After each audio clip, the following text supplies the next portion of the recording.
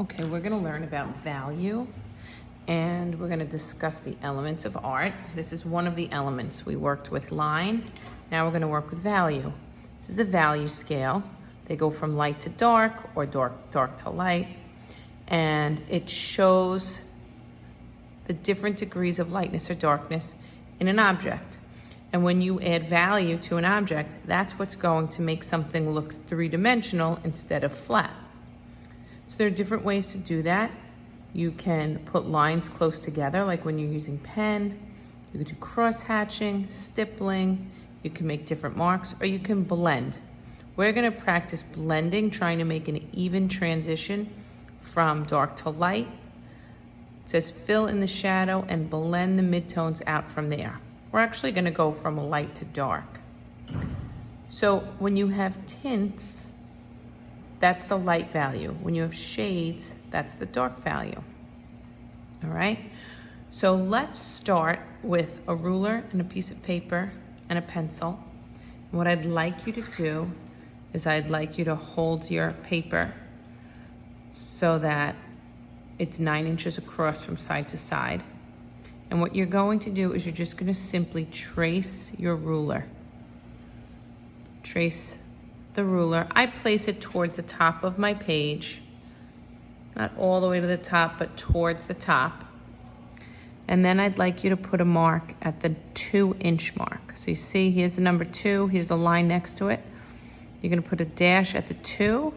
And if you notice, straight down from there, there's a mark in between the number 16. So you're going to put a mark at the 2-inch, at the 3-inch, and then below it, at the 4-inch, and then below it, at the 5-inch, and then below, at the 6-inch, and then below, and at the 7-inch, and then below. And that's it. So we went in from the corner to 2 inches. I traced my ruler, the top and the side of the ruler. It runs from side to side on my paper. I put a mark at the 2-inch mark. Then I went every 1 inch. So 2, 3, 4, 5, 6. I stopped at 7. When I remove my ruler, you can see those marks. What you're going to do now is turn your ruler and carefully connect the dots. Okay? So we're going to make our own value chart.